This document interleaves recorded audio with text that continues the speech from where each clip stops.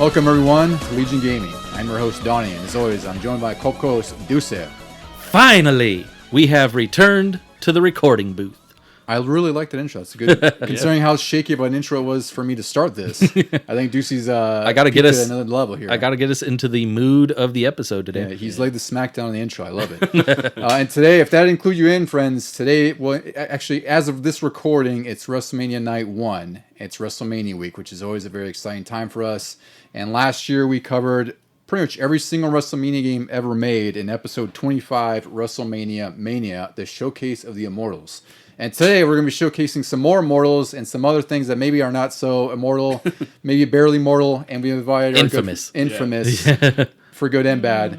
We've invited our good friend Mike to join us today. Mike, how are you, sir? Hey, I'm great. Really excited to talk about these, great and not so great games. Yeah, it's we're covering all of the PS1 and N64 wrestling games. It's really just the WWF, which is now WWE, and WCW games. I think this is going to be a really fun episode because we've got about 14 games to cover, and we're running the gamut from like stuff that is, truly legendary to stuff that is all right, and stuff that was like, what were they thinking? Utter trash. This is even worse than it was 25 years ago. So yeah, I was very excited to start, and it became a slog by the end. My gosh, can I just be done with these games?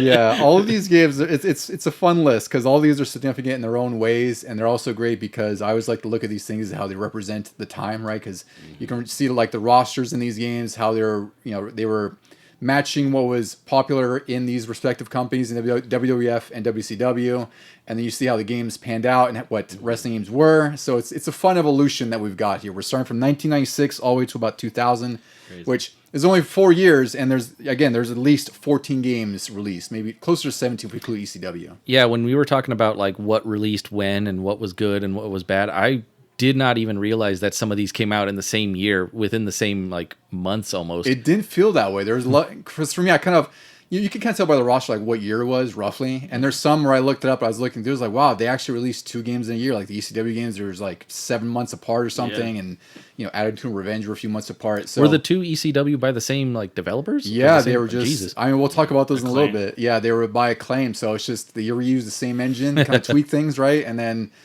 back when I was a kid, I thought that was like a year later, not within the same year. Yeah. So it was like the boom time for it, so it made sense that like so many of these games came out. Wrestling was really huge in the late 90s, and that's also contributed to all these games coming, and it actually worked out for the better because these games led to how the current games are now, and they're really good now. Like, it's hard to compare between WWE 2K25 and, In Your House from 96. Right? Yeah. But all things that have had to have some sort of foundation, and it kind of started with all these games we're going to talk about today. So it'll be a really fun episode. Yeah. But before we get to that, what have you guys been playing? I guess I will go, and because I have been playing a lot, surprisingly, and I want to start out with a little known game that I found when we went to that Comic-Con / Game Swap thing. Oh yeah, I remember. I know what you're talking about. Yeah, Banjo-Kazooie for the Game Boy Advance. I didn't know they made a Banjo-Kazooie. Right? It's kind of like because there was Banjo-Tooie. This is kind of like Banjo-Kazooie 1.5. It does take place right after Banjo-Kazooie with the way that the Grunty, the witch, is getting her revenge and everything. She's already been defeated once. It is surprisingly well done. It's just kind of a top-down view game, but you have all the same elements from Banjo-Kazooie, all the different moves. You actually start out without Kazooie, so you're doing a lot of moves with like swinging your backpack around to attack, and then you're trying to do these missions to go and get Kazooie, which at some point you do get her because the little mole guy that gives you your moves, he's like, come back when you have Kazooie. I'm like, oh, great. Where do I go? The only thing I'd say is a downside is the maps are still kind of large, like a Banjo-Kazooie game, but it's hard because you don't have any sort of first-person looking around. So you just have to sort of remember north, south, east, west, where you want to go to get certain like Jinjos or Jiggy pieces or things like that. But I've been actually having a good time with that, just popping it in while I'm watching something. And the other 2 major things I've been playing, I'm still continuing in Star Wars Outlaws. I finally got to a second planet. They're releasing the expansion pack. Yeah, I saw that's coming. Month. Yeah, I saw that Pirates too. Or something or other. And my only downside with that is like I do not like Sabacc, the card game. Yeah. And it looks like it's going to be a majority of that, so that you can also like meet Lando, which would be cool. Like, it's awesome that he's going to be in the game, but I just don't like that card game. That's funny because I actually like Sabak. I wasn't sure if I would like it, but I tend to gravitate towards those kind of games. It took a little bit for me to understand because it's kind of unusual. Like, you have to have two pieces that are the lowest in the chain. It's like from basically 1 to 6, and there's a wild card in there, and you have to kind of draw from the cards, a set of cards, so you have the lowest hand. Yeah, you either want a pair, like a low pair, or the total of the two cards subtracted has to be low. Yeah. And I thought it was really interesting that there's this entire rule set for a game that you briefly see in a couple movies. Yeah. And I was willing to learn it and play it, but then I did the tutorial missions, which kind of are so easy, they let you win so you can progress the story.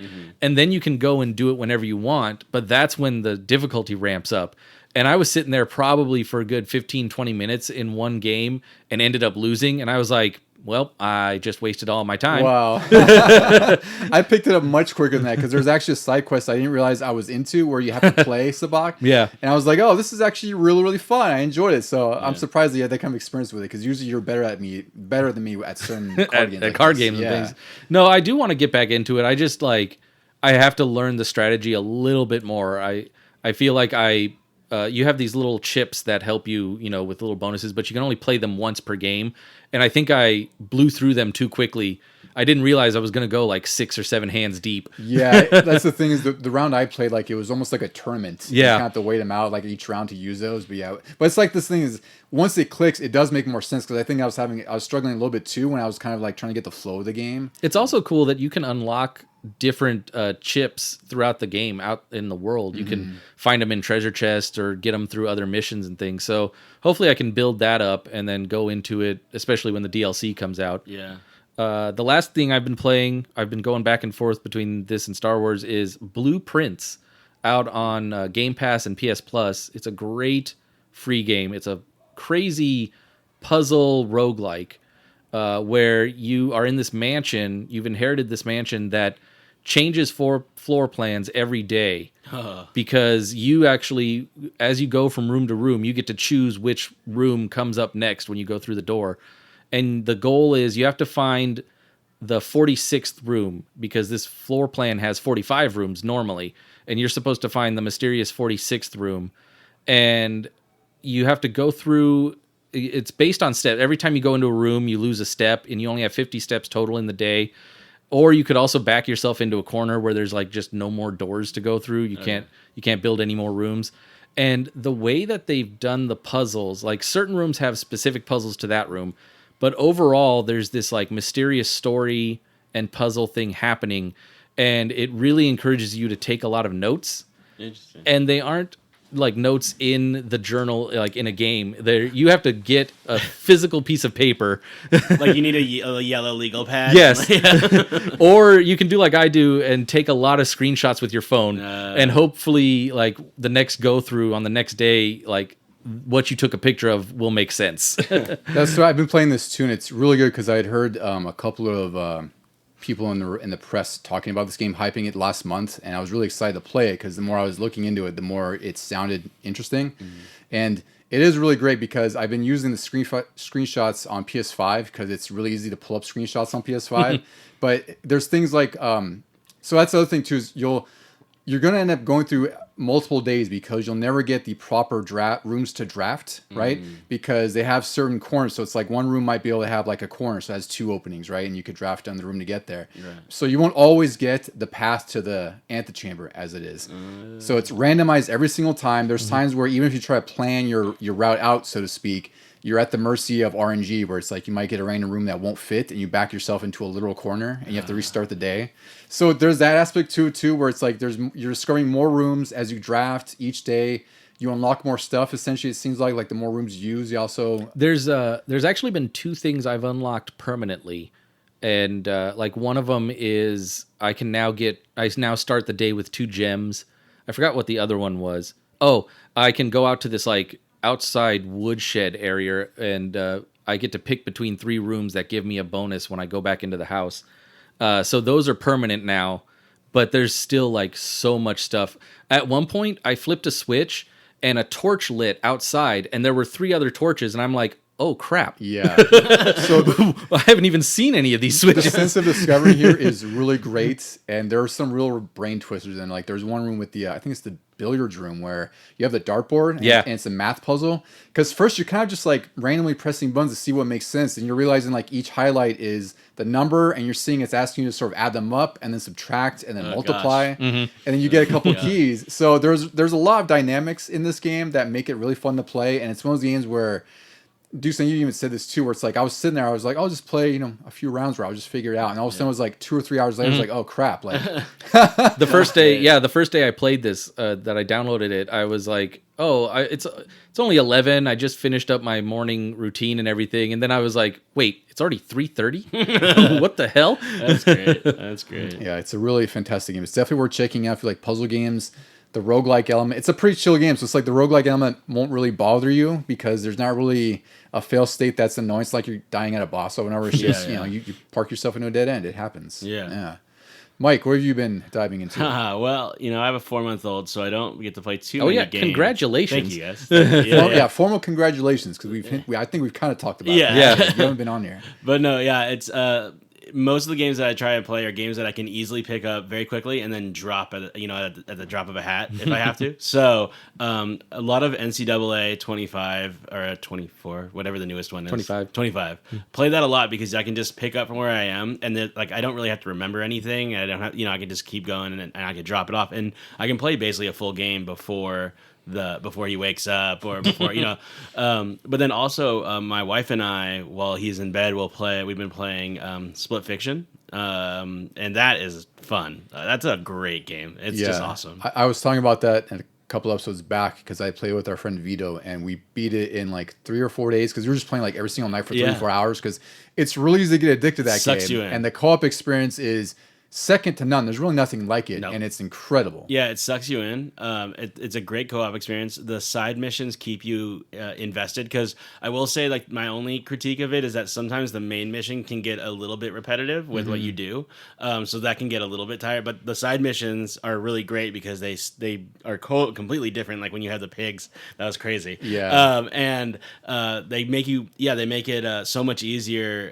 to like stay engaged. Like I could tell myself I was getting a little bit tired of the same kind of like, you go here and you do this and I'll do that and all that kind of stuff. But then you get these side missions that are really fun and kind of all super bizarre. Yeah, and they break things up a lot because they're basically just like these side quests you find throughout the world, and the game's pretty straightforward. Like it's not like it's a broad open world or anything. So these side missions are usually off the beaten path, more or less. So they're not hard to find, and it keeps you like invested in the game because especially when you starting to get a little tired, it can get really kind of bogging you down. So Split Fiction, the only other game that I've been playing currently, other than the games that we played for this episode, was Total War Empire, which I've been playing for like a year now. It's another one of those games where I can pick it up really quickly and know exactly where I am. Like the thing that I hate is when you don't play a game for like a week and then you pick it up and you're like, I have no idea what is happening. Like what I have to start at the beginning. So it's really easy to pick right back up and continue playing. And it's another one of those games where you can like blink and it's been 3 hours and you're like, I just been clicking on maps for 3 hours. How is this possible? So it's a really good game. I love it. I got a mod for it that makes it really good. So if you guys have it out there and you're like, I don't really like it that much, try this Darth mod that I got. It's like the quintessential best mod for any Total War is what they say. Makes the game really fun, really like more hardcore. Great. It's a great mod. So check that out. So those are the games that I'm playing. More hardcore. What is there, like permadeath or? Like... Well, like a little bit. Like the enemies act a little bit more. Like the AI is a little better. The graphics are a little bit more enhanced, and like the deaths of like the little mini sprites are great. Like they die in like really cool ways now. Yeah, like the Darth mod guy like really did a good job of overhauling the visuals to make it more pleasing, and like different armies act differently now. That was like one of the biggest complaints, is that no matter what country you were and whatever units you had, they kind of all acted the same way. Like cavalry acted like cavalry and infantry acted like infantry. But now you have different units in different countries that act differently and play differently. So you can really find your style, like what works best for you. Yeah, it's almost like a definitive edition fan patch or something. Yeah, like that. exactly. Yeah, that's like exactly what happened. Yeah, it was really cool. So definitely check out the Darth mod, and then it plays like Star Wars music the whole time. Oh, that's hilarious. Yeah. Yeah, for what I've been playing Blueprints, which we just talked about, which has been a really excellent time. I got back into Street Fighter 6 because we had a episode about Street Fighter 2, and I always get the itch to get back into fighting games, and it feels great to go back every single time. And every time I go play Street Fighter 6, I'm like, why did I stop playing? Because there's something else I'm playing or whatever else, So I've been really enjoying that. I've been playing online like always, and the other big game that I just finished last night is Assassin's Creed Shadows. I've been talking about this over the past couple episodes. It's a freaking massive game, which is what I already knew, like playing through it. But then I got to a point where, like the main chunk of the story in Act 2 is you have to kill all of the this sort of league of assassins who killed your father and they stole a box from you. That's part of the story for Naoi. She's like the female shinobi character. So you spend a big chunk of the game doing that, and I beat the game after 45 hours, and I feel like most people could easily spend 60, 70, 80 hours in this game because that would be me on accident. Yeah, exactly, right. And like I was enjoying every little thing in the game. I got to a point where I was like, God, like I need to finish this because there's a lot of stuff I've been wanting to play, and it is getting a little bit long in the tooth. So I didn't rush to the end, but it's definitely like when you get to that end point, I was like, all right, I'm ready. And then it's just the world is so massive, like, oh crap, there's even more. Yeah. So I finally finished it. I was really satisfied with the story. I think it's a really, really awesome game. It's been I know there's like online discourse about people complaining about stuff. I know it's a vocal minority, but they're all just unwarranted, and they're they got to complain about something. Yeah, and like this is I played Assassin's Creed Mirage, which I did enjoy, but it didn't hook me.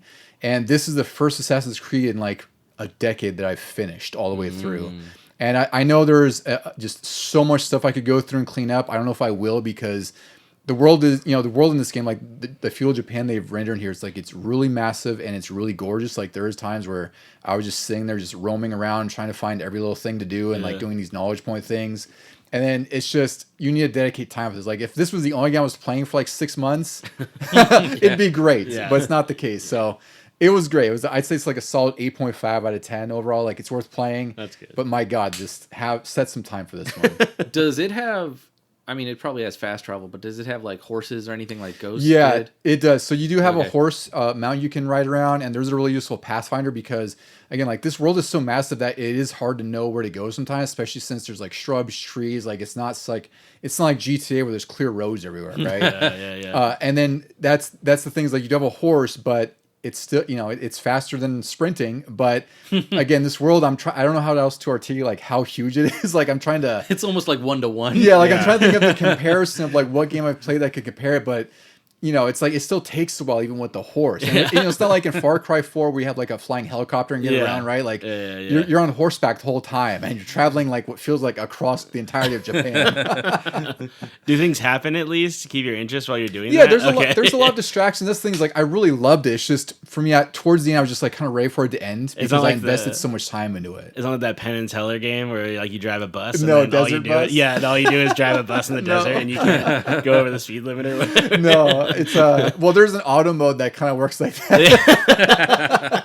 But the horse doesn't sprint, so he just kind of like trots. That's he trots through. So it's like last night I was actually making a latte while I had it on auto. Because I was like I have to get to a castle to fight the final boss because I knew it was at the end already. And I was like, God, that's like 2,000 meters away.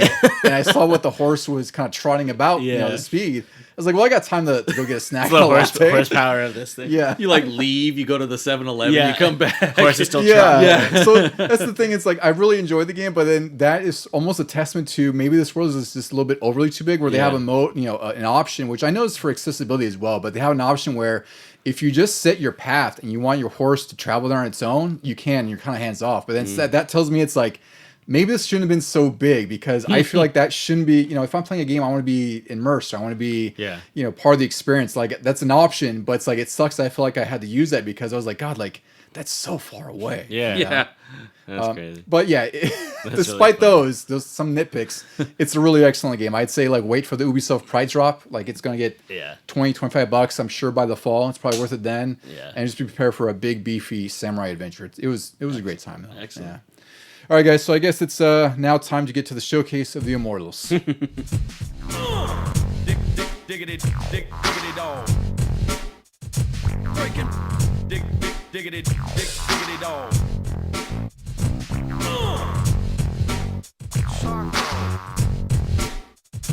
Breaking. All right, guys, we're here. I usually say we're at the main event, but we're not going to get to the main event. We actually have our own sort of pay-per-view card here in a sense. Yeah, actually, right. The way I'm looking at it is like we start with a dark match, we end off right before the main event. We have a little bit of a lull. Yeah. We'll call it. The bathroom break. Well, the bathroom Yeah. break. And we'll end with the legendary WWF No Mercy. So the first game we're going to talk about is the sequel to WrestleMania the arcade game. It's WWF In Your House, which was released in 1996. This was on the Saturn and PS1. This was not an arcade release because WrestleMania the arcade game was obviously an arcade release. Yeah. And this one was done by Sculpture Software, which I think WrestleMania the arcade game had been done by Acclaim themselves. Like it was like one of their main studios. But this is Sculpture Software, who mostly was known for the ports of like Mortal Kombat on the Super Nintendo and whatnot. They've done a lot of. They're more of like a porting studio, and I forget what original games they've made. So this, in a way, is sort of like their take on the WrestleMania arcade game formula. And unfortunately, this one is a bit of a miss for me. I don't know if you guys played this when you were young, but even for me, I was really looking forward to this as a kid, and I got it, and like I was like, this is kind of cool, but it's kind of ugly. It looks uglier than the game before it. Which is crazy. Yeah, and the roster is, it's not bad. Like you have some of the big ones, like you have Bret Hart, The Undertaker, Shawn Michaels. New ones are Owen Hart, British Bulldog, Goldust, Ahmed Johnson, Triple H, Vader, and Ultimate Warrior, who at this time had a very tumultuous release with the WWF because he was like fired a few months after this, or before this game came out, actually. That's right. Yeah, so this is a very arcadey game. It's again, it's a sequel to WrestleMania arcade game, so it's not meant to be taken seriously. Yeah. Like every arena is themed after a wrestler, which is really funny. Ridiculous. Like Undertaker has a crypt. Shawn Michaels has like a nightclub. They basically fully merged Mortal Kombat and wrestling. So have you guys played this? Did you play this back then? Have you played it recently? I never played this one, but I definitely played the arcade, like WrestleMania the arcade, and then I played this, obviously when we were doing this, and I actually played it before, and I can't remember where, but I played it before, and it is, it's just like a Mortal Kombat like style fighting game with wrestlers, but the fatalities are the best part. That's the only thing that keeps you coming, really. Yeah. So this game does have super pins, which are really funny. Yeah. So they're basically just these themed fatalities of sorts for each of the wrestlers. Like Vader has one of the most ridiculous ones. Have you guys seen the super pins? Yeah, I watched the little clip that you put in there. Showing them all. So Vader's ass suddenly gets gigantic. Yeah. And he does like this sumo drop off the top rope, and like his ass is just this weird, pixelated mess that the developers made. It just looks just nonsense. Like he's just spilling over the other person's body. It looks like those Pokemon cards that they've made recently where all the Pokemon are thick. Oh, yeah. Yeah, that's exactly what it is. 2 C's thick. Yeah. And then like Shawn Michaels, he does his little pose in like a heart-shaped bed. Yeah. Or a Heartbreak Hotel, crashes on the enemy. Goldust turns his enemy into like an Oscar statue that's like a ripoff of an Oscar statue. Mm-hmm. They're just totally silly, stupid, and ridiculous, but they're actually probably the best part of the whole game. Oh, for sure. For sure. I thought I might have played this at your house back then, but I don't think I did because I would have remembered like Goldust and Triple H being in it, and these were like probably the earliest games that they were in. They were, because at this point, I guess we could give some context to what WWF was at this point. This was 95, 96. This was post Hulk Hogan, like all the steroids and whatnot. Yeah, it was probably their worst time. It was. This is when they were losing a lot of money. They were apparently on the verge of bankruptcy, from what some people have said, true or not. Yeah. So they were they coined this the new generation, which was them going with younger wrestlers, people they could sort of foster and grow and make their superstars that were just as big as Hulk Hogan, which most people were not. But this was like a weird transitionary period for wrestling, I would say. Yeah, and most of those wrestlers were very different looking than Hulk Hogan, mainly because they didn't want to like associate themselves with steroids anymore. So a lot of the wrestlers, like Bret Hart and Shawn Michaels, are,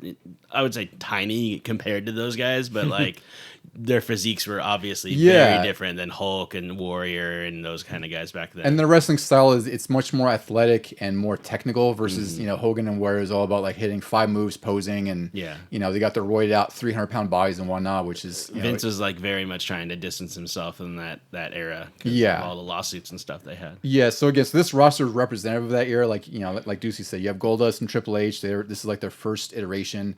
Bulldog, he's been in games before. Owen Hart.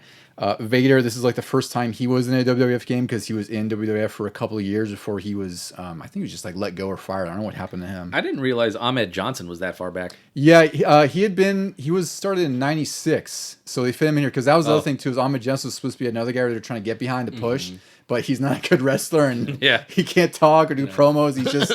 He's a bit of a mess. He was a bit of a He miss. just But didn't yell in the camera. yeah, but he was popular. It's He just was. he couldn't. He didn't have what it takes to, I guess, sort of carry the momentum to be a champion. No, of sorts. 100% now. Yeah. So overall, I'd say this game not very good. Might be worth tracking down if you want to play it for fun. Did you play it on the emulator, Mike? Yeah, I would say that's the best way to play this. Yeah, game, honestly. it's worth it because you're not paying any money for it. Yeah. I have it because I have fondness for it, but it's not a good game. No. It's over the top and zany, but that's not enough, unfortunately. Did you have it back in the day when we were younger? I got it way later, so Okay. I rented it a few times, and then I did buy it used like way later down the line because it's like I did enjoy the game, I just didn't like it as much as Wrestlemania Arcade because this just wasn't as fun. Like it just felt like a crappier home version of the arcade game. Like it had something missing about it. I can't really pinpoint. That's exactly it. It was clunkier and like less. Yeah. Yeah, and they did a little bit more with the animations, like kind of like having these sort of flavors and flourishes on the moves, which I thought was a cool gimmick. Like when Owen Hart hits somebody, like cards fly out, like hearts, Yeah. Which that's all great stuff, but it's like the core game of it is just it kind of loses its luster about 2 matches in. You're like, I'm done. I'm ready to play something else. Agreed. Yeah. All right, so the next one we're covering is, let's see, we got WCW versus the World. This was released March 1997 by a company called The Man Breeze. I just wanted to emphasize that. I love that. Yeah, they were later known as AKI Corporation, okay. right? So this was AKI before AKI. This was their game before WCW versus NWO World Tour. So this was released on PS1. It was published by THQ. These modes, this is basically sort of like a reskin of the Virtual Pro Wrestling Series, which I imagine either of you have not played. Have you played any, Mike? No, I've never played it, but I knew going in that's kind of what happened to all the WCW games for a while. Was they were just reskins of Japanese wrestling games. Exactly. I've never played them either. I know they're big games in Japan on PS1, N64. I think Saturn and Dreamcast also had some games. Yeah. Like those are based on, I think, New Japan or All Japan? New Japan. New Japan, yeah. So they reskinned those games for the US with these US companies, and that's what we got with WCW versus the World. This one has the spirit-based momentum meter, which is always a big thing for us in later N64 games, where the more moves you do, the more momentum you build. Eventually, you can do a finisher, and your opponent's momentum goes down, which means that they take longer to recover. They can get stunned easier. This one, I don't know. Did you guys play this back then? Because I rented this beyond excited because Sting was on the cover. I never played it, but I saw it so many times because I didn't have a PlayStation. But I saw it so many times in like Blockbuster. I saw it like in EB at the time, and I always wanted to play it, but I just couldn't. I didn't have a PlayStation. But I remember, Sting on the cover in his black and white. I don't even remember seeing this one. The first one I played for sure was WCW versus NWO, and other than that, I would see things like WCW Nitro, which we'll probably talk about, but I don't remember seeing this one at all for some reason. So this one, I do remember renting it again at the warehouse. That's like always, like everything I've rented as a kid was usually at the warehouse until after 94, 95, it's Blockbuster. But anyway, I rented this at the warehouse. And again, the biggest reason I rented was because I wasn't as big of a WCW fan as I was WWF at the time, but I really liked Sting and the cover and everything. It was a wrestling game. That's all I wanted. So when I played this, it's a drastically different game than the Wrestlemania arcade game and In Your House. Oh yeah. This is a little bit more on the, I guess, technical side of wrestling, where it's supposed to be like small moves leading to big moves, striking and whatnot. It's more styled after Japanese wrestling more than anything else, because that's what it was originally released for. And this grapple system really is like a prototype for the N64 games. Like Mike, I know you played this recently, right? Yeah. It's really just there's weak grapples, there's strong grapples. There's a more limited moveset in this game than the future ones, obviously. Yeah. I was pleasantly surprised playing this game because, I wasn't sure. It's clunky. It's definitely like the most bare bones version of what you end up playing when you play the N64 games and stuff. But I was like pleasantly surprised because, like, oh, okay, this isn't unfamiliar. I know how to play this. And it's actually like, for what they're trying to do, they're doing a pretty good job. Like, it's not great, but it's not bad either. It's Honestly, not bad. it ages better than I thought it would, because this game is definitely slower than the N64 ones that were released after it, right? But when I played this over this last week, I was like, this actually is speedier than I remember. Like, I remember being even slower, which, I mean, it's not lightning fast or anything, but It's faster than I thought. It actually looks pretty decent for being in kind of an early PS1 game, especially an early PS1 wrestling one. And like the moves are limited, but yeah, like you said, it's like the foundation of the N64 games is there, and it's like it's pretty fun. Like I played a couple matches and I enjoyed it. Yeah, if I was a kid who got this game in '96, I would be pleasantly like happy with it. Like I would be completely fine with it compared to like other games that you get for PlayStation coming, sooner after this one. Like it's so much better than them. It's funny that they kind of aren't. They're just kind of aren't great after. This one's pretty solid. Like first showing. This one, I feel like this one isn't really talked about. Or maybe I don't want to call it underrated, but maybe overlooked is a better word because everyone's so fond of the N64 games like World Tour. Yeah. But this one really was the precursor to those, and like I feel like just no one really talks about it. They might acknowledge it, but it's not like there's not much fondness for it. I'll say anything else. It's interesting. You listed in the modes. There's like a create your own title, which sounds pretty groundbreaking. I don't remember the next time you get to do something like that. It maybe No Mercy or I think Attitude. If it wasn't Attitude that had it, it was SmackDown that first had it. Okay, SmackDown had it. So like they were kind of 4 years later forward thinking in this, but then it also the other modes you listed, it was all based on the Japanese pro wrestling. So if you were a fan of WCW or American wrestling, it might not match up one for one. That's what I was gonna say. So that's what I was gonna lead into this. Is that the only thing I'd say is a little disappointing is like this is a WCW versus the World, which the title is literal in this case. It's kind of awkward, right? You look at this roster, there's about 60 wrestlers, and you're like, wow, that's a lot of WCW people. And it turns out that there's actually only about 14 WCW wrestlers, and the rest are filled out with 30, yeah. So there's like 44, whatever this is, of a mix of sort of, I guess what we call them, like caricatures of other foreign wrestlers from other promotions. Legally distinct. Yeah. Legally distinct. There you or go. like the actual guys that they had, the old skins from the NJPW guys that they just changed their names. That's all they did. They renamed them, right? Yeah. So there's like there's an approximation of the Great Muda. He's a very famous Muda's Japanese wrestler. He's Bad Blood in here. Ken Shamrock, one of the most famous MMA fighters ever. He's Sherlock. I also love the character screens for this because they're like animations or whatever. Yeah. They're not like They're illustrated. And, those are characters more than anything else. Yeah, and it's like really funny because you're like, oh yeah, it does kind of look like Kid Shamrock. I can see the hair, a little bit of the nose. So it's like that's probably the biggest disappointment of this game. Is like if you're looking for a heavy WCW roster, it's kind of interesting that the vast majority of this roster is not WCW. And even the ones that are in here, like they were notable for the time. Like of course you have Sting with the Crow makeup. There's Chris Benoit, Dean Malenko, the Giant, Jeff Jarrett's in here, which is interesting because he's also in WWF Attitude. That's right. Later on. Oh. And then there's people like Masahiro Chono, who I would not say is like a big WCW guy at the time. He was in NWO Japan, and he was like, he would always come over and like lose to some, or he would like get a jobber and like destroy them. Yeah. But Chono was like a big. I remember him a lot. He would come and like do stuff and then leave. He would be on Nitro for a little while and then leave. Yeah, it's weird how I don't know how they selected this roster. Like it's a weird mix of like the really popular WCW guys and like the guys who aren't as popular, you know. But then you got stuff like the Steiners and Ultimate Dragon, which is cool. So I think they tried to get variety in here. It's just a really small WCW roster for a WCW game. Yeah, and if you're like really deep into Japanese wrestling, it is actually pretty cool because you get things like Jushin Liger and stuff in there, and like you said, like Muda and there's some other NJPW guys that that is like it's cool to play as them, though it is kind of a bummer that you're playing a WCW game and you have way more Japanese wrestlers than you do. And also no tag modes. There's a 2-player. Yeah. It's really just like one-on-one matches and variants of that too. So it's not, again, this is like a kind of a bare bones release, but for the time I thought it was pretty great. Kind of going back to your previous episode, it kind of reminds me of like Street Fighter and Street Fighter 2. Like you could see that's fair. Like the foundation foundation in Street Fighter, and then you get these other ones that are really building on that foundation going forward. Yeah, which we could talk about right now because the next one released is WCW versus NWO World Tour. This is released December 1997. It was by AKI and Asmic Ace Entertainment, published by THQ. And this is the one where I think many of us from our generation really grew to love these N64 wrestling games because in 97, this was pretty much at the height of what they called the Monday Night Wars, where WCW and WWF were in this really heated ratings battle between the two, where they're basically just trying to outdo each other for, to basically get their own accolades of sorts, because obviously that's more money for the companies and whatnot. And this game was, I would say it's contemporary of that because you're at the peak of what was wrestling at the time for us. and you released this really amazing game that for me came out of left field because I had played WCW versus the World. I had seen the cover of this at the rental store, and I was like, oh, I'll check this out on N64.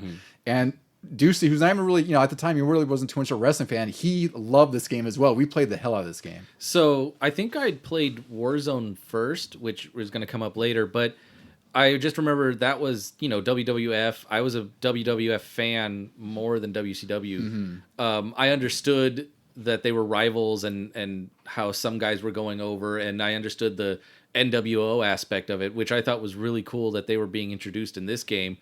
And then when we played this and the mechanics were just so much simpler, I was like, okay, we should play nothing but this. Yeah. And that's really what shines about this game. Well, actually, Mike, when was your first experience playing this game? Because I know this had to be a big one for you because you had an N64. And so I had an N64. I was a WCW guy because it would come on at 8 o'clock. So I was able to watch it first, and I'd usually have to go to bed around, because I was only 10 or so around this time. And I was only able to watch it till 9:30 and have to go to bed. So I would always watch Nitro. And so I was really entrenched in everything. I started watching end of 96. So this is perfect time for me. I was deeply entrenched.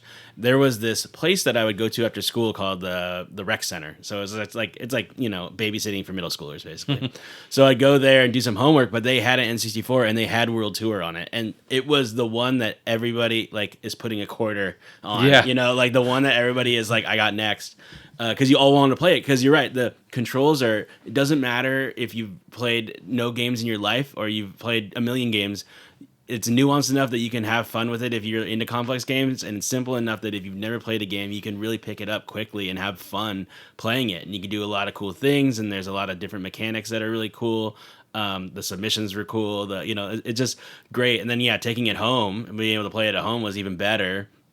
I played this game, even though other games are better that we'll be talking about, I have more fondness for this one than I do for even No Mercy, which we'll talk to later, which is kind of the high watermark for these games, simply because of how much I played it, how much of an impact it had, because there's nothing like it to me, because I never played WCW versus NWO World Tour, or whatever what was the versus one? the world? Versus the world. Yeah. So many worlds that they play in. Well, a lot of worlds going on. Yeah. Anyway, I never played that one at all. I'd only heard about it. So actually playing this, I must have played it for a solid year straight. Just every day I'd play it because it was just so fun. And it's just a really good game. And this is also by AKI. So they took kind of the same approach with the reskinning of the Japanese game, which I did not realize. Not being a WCW guy, I just thought, wow, there's a lot of characters in this. Yeah, I was like, why don't I ever see the FMV wrestling promotion? Yeah, there's Dead or Alive, because as a kid, again, we were early in the internet at this time, and I didn't know anything about wrestling outside of the US. Yeah, didn't know it existed outside of the US. I just thought really that a lot of these were made up characters, frankly. I had no familiarity with anything outside, so it's this is just extra wrestlers. Are these people they just made up to have the roster? But this release has a much bigger roster than Versus the World. There's some unlockables. This really is the best starting point for wrestling games for me, because I think this is the point where we got to what we liked in wrestling. And again, this is based on Japanese wrestling, that style. So this game was able to translate the really heavy, hard-hitting style of Japanese wrestling. You could set up, Mike said, a lot of moves where it was easy to set people up in corners for moves, which is a big thing. You had a lot of contextual things where you could turn them upside down the corner. You had submissions. You could flip them on the ground where it's they're face up, face down. Yeah. This gave you arguably more control than any other wrestling game to sort of play out a match however you wanted. You could reverse in this too, couldn't you? Yeah, yes. It was tricky, but you could do it in here. Yeah. Was the right bumper? Or, yeah, and then L was your grapple. Yeah. And then the control scheme is very simple. There's A is just if you tap it, it's a weak grapple, which has its own set of moves within that context window, so to speak. There, you can hold A, which you have to kind of build up to, because a lot of times you can get reversed if it's too early in the match. Which again, it's a great piece of dynamism to add to a wrestling match. Yeah. There's a simple striking system. This is also 4 players, which we played a few times. All my time. God, all the time. That might be one of the best things about this game was just 4-player co-op. This is chaos. I'd say this was the Smash Brothers of wrestling games, because it was Warzone will say has the Street Fighter moves, and then this has just up, down, left, right. That's fair. 2 buttons, and everybody could pick it up and play it. It's easy. I'm going to say it's hard to master, because there's games that say like Tetris is simple to pick up, hard to master. This, it's not really hard to master. Once you kind of grapple. Sorry. Once you kind of grapple the controls, it makes a lot more sense. You have a lot more sort of agency on how you set up your match, right? And there's times where it's like, I don't think they had ladders in this one, but it's like you could really set up a situation like, in your opinion, like a 5-star match or something. Yeah. I always remember like too that everybody at the rec center would have like their guy. Like so you're either like a lot of guys played Ultimo because he looked the coolest, or I'd be DDP a lot because I liked his finisher. It was like easy to do. A lot of people would be Sting because he was really popular back then. Some people would be Hogan. Like Sting always came with a bat, I think. Yeah, that's right. Yeah. So it's great they even got details like that for each of the wrestlers. Yeah. This is a much better effort than Versus the World, where again Versus the World was a prototype of this, and this is a pretty amazing sequel, so to speak, to that one. They really like the leaps and bounds difference between the two is incredible. Like how much better it is. Yeah, and the roster's a lot more robust here because again they probably had more time to do this, maybe a bigger budget, so they had a lot more contemporaries. Like Sting is once again in here, Lex Luger, Hulk Hogan in his Hollywood form. He also I think has his red and I think you can get it. You can unlock it. yeah, I think. unlockable red and yellow on there. Yeah. There's Buff Bagwell, the Giant, Six, Kevin Nash, Scott Hall, Ric Flair. You have a few unlockables like Wrath, Glacier, who were two big guys I was a big fan of back then. I used to love those guys. Wrath and Mortis. They had Macho Man too, right? Yeah, Macho Man was unlockable, DDP was unlockable, and they had a couple interesting ones. Is they had a Black Widow, who's a caricature of Manami Toyota. She's a female Japanese wrestler, like one of the greatest female wrestlers of all time. Okay, and I didn't know that. Again, I didn't know that back then. Like Black Widow is totally foreign to me, and I know it's a fake name, but it's like I want to guess it anyway. You're like from the Avengers. Yeah. And then the more awkward inclusion is Joe Bruiser, who's Muhammad Ali. He's some sort of so crazy. Oh wow. Yeah, it's really weird. So a couple of joke characters, not a couple, but Muhammad Ali is kind of a weird addition to this whole roster, and it doesn't really make much sense. Was he ever in a WCW like a pay-per-view or anything? No. Yeah, Was he on- Was he? WCW? No, he was in WWF. WWF. He was okay. So yes, kind of. They had one promotion where they went to North Korea. And Collision Korea. Collision Korea, which was NJPW and WCW went to North Korea and had like a big pay-per-view there with like 500,000 people were there. I don't know. It was like a crazy amount. And Ali was like one of the people who got it together, and he was there in the ceremony. So technically, he was at a WCW pay-per-view, but yeah, he was like the facilitator of it. So that's their loose thread to get him in Yeah, there, more yeah, or less. yeah. And then give him a fake name like Joe Bruiser, which sounds like a Punch-Out boss or I something know. like that. Yeah. So funny.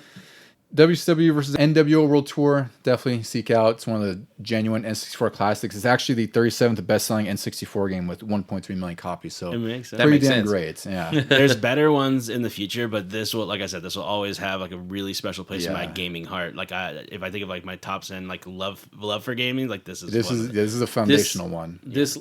Like I would say, this is my genesis into wrestling games because we played arcade or one of them way back on Super Nintendo, and then after that we just put away wrestling for the longest time. Yeah, that's true because wrestling games weren't that great for a little bit there. Like I liked the SNES ones and the Genesis ones, the 16-bit ones really, and then the Wrestlemania the arcade game. That was like the last one where I was like, damn, this is a really great game. Yeah. And it was kind of a lull period until these WCW games started to come out, and World Tour was like a totally new generation of wrestling games that there was nothing came close before that.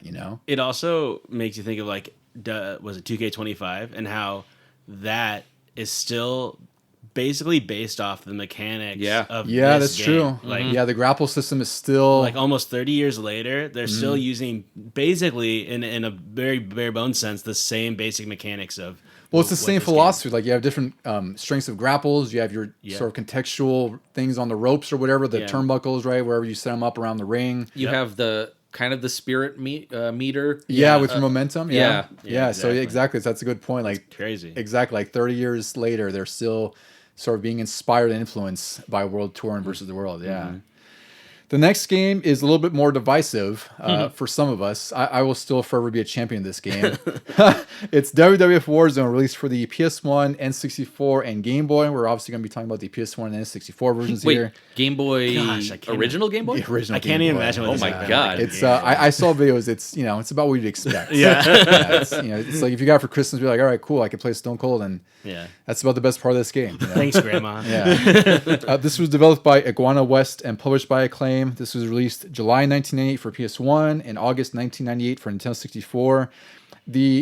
I would say the production of this game is really fantastic. This one has a very different take on the grapple system, which I think is really the sticking point for a lot of people, and I think they're absolutely valid in not being, I guess what's the word we could use? This isn't the most accessible wrestling game to get into because of the grapple system. And I think they the medium that they're using for it is probably not appropriate for the grappling system that they're using. Is the best way to describe it. Especially when I first picked this up, I hated it. I was all about this game because I'd been reading magazines leading up to it, and again, like the graphics I think are really, really good. They use some sort of I forgot what they called it. I don't know if it was like seamless mesh technology. I don't know what it was, but they had some method of scanning the wrestlers, and then they had sort of a seamless mesh wrapped around the character models, so there's not really broken seams or anything sort of like any breakages in the texture, so to speak. Yeah. So this looks really good. And that was the big thing they were talking about before the release. And when I got this, I was 100% into it. And I think you guess why. It's because a lot of the inputs are similar to Street Fighter or Mortal Kombat. Where it's a fighting game as a wrestling game. Exactly, right? So you have your strike move, you have your tie-up, which is to initiate a grapple, and then within your grapples, you can hit like, right triangle and to do like an arm drag. And you could do that without grappling. So I think the philosophy of this game was like, we're going to put all these Street Fighter inputs because that allows us to have a much more diverse moveset, which I think is great. Yeah. But then most people will probably just kind of distill themselves to like, well, I'll use these 3 moves over and over. Did they have different button combinations for different players? I can't remember. No, so it was really if there was the same moveset across certain wrestlers, it would be the same input, right? But then their specials were different, weren't they? They were. Yeah. So specials, and I remember very vividly going to like a Nob Hill grocery store, going to the magazine rack and asking my mom for like a pen and paper because, they didn't tell you what the finishers were in the manual. Like, I'm not buying this. Yeah, right? So I was writing them down. It's stuff like right up, tie up, and block, or right up, triangle and square or something like that. And once you pull them off, they look fantastic. Like the animations, again, the production scheme look great. The entrances look really, I'd say, amazing for the time. Yeah. But it's really just like the entrance ramp with pyro coming up and the CD CD quality music. That was the big things. You could hear the entrance themes. It has a few modes where you have like a generic championship pyramid mode where you go through and become the champion. You unlock different wrestlers. Like you have the 3 faces of Foley in here, like Cactus Jack. They had cage matches, didn't they? They had cage matches, which worked well enough. Like it's just kind of a button masher to escape the cage. I don't know, but what do you guys think? Because I'm like an apologist for this game, obviously, and I think the critiques against it are absolutely 100% fair.